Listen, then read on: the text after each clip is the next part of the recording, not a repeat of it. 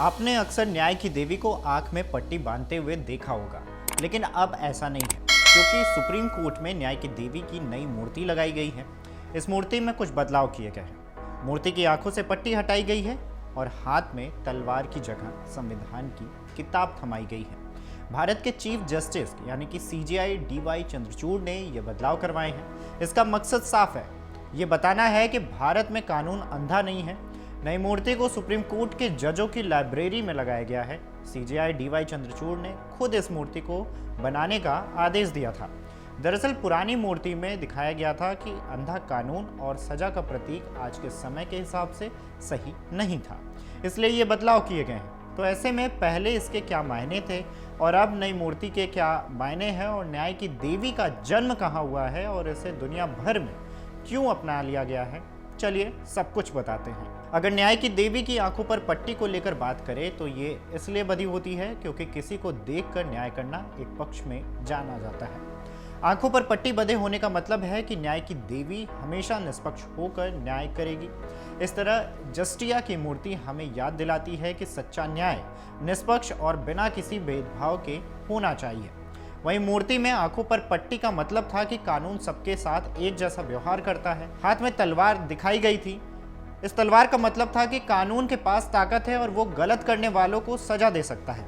हालांकि नई मूर्ति में एक चीज जो नहीं बदली है वो है तराजू। मूर्ति के एक हाथ में अब भी तराजू है। ये दिखाता है कि न्यायालय किसी भी फैसले पर पहुंचने से पहले दोनों पक्षों की बात ध्यान से सुनता है।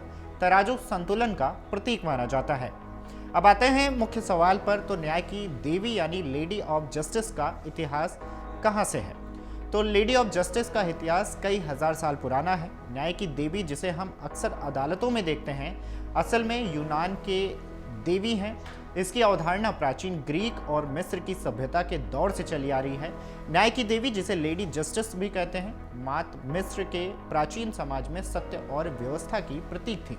ग्रीक पौराणिक कथाओं में न्याय की देवी थीमस और उनकी बेटी डीकी हैं, जिन्हें एस्ट्रिया के नाम से भी जाना जाता है। प्राचीन यूनानी देवी कानून और रीति रिवाजों की प्रमूर्ति देवी थेमिस और उनकी बेटी डीकी की पूजा करते थे। डीकी को हमेशा तराजू के लिए हुए चित्रित किया जाता था और ऐसा माना जाता था कि वो मानवीय कानून पर शासन करती है। प्राचीन रोम में डीकी को जस्टिया के नाम से भी जाना जाता था। ग्रीक देवी थीमस कानून व्यवस्था और न्याय का प्रतिनिधित्व करती थी, जबकि रोमन सभ्यता में देवी मात थी, जो कि व्यवस्था के लिए खड़ी एक देवी जैसी थी जो तलवार और सत्य के पंख रखती थी। हालांकि मौजूदा न्याय की देवी की सबसे सीधी तुलना रोमन न्याय की देवी जस्टिया से की जाती है। 17वीं शताब्दी में एक अंग्रेज अफसर पहली बार इस मूर्ति को भारत ले आए। यह अफसर एक न्यायालय अधिकारी थे। 18वीं शताब्दी में ब्रिटिश राज के दौरान न्याय की देवी की मूर्ति का सार्वजनिक रूप से इस्तेमाल होने लगा था। भारत की आज़ादी के बाद भी हमने इस प्रतीक को अपनाया।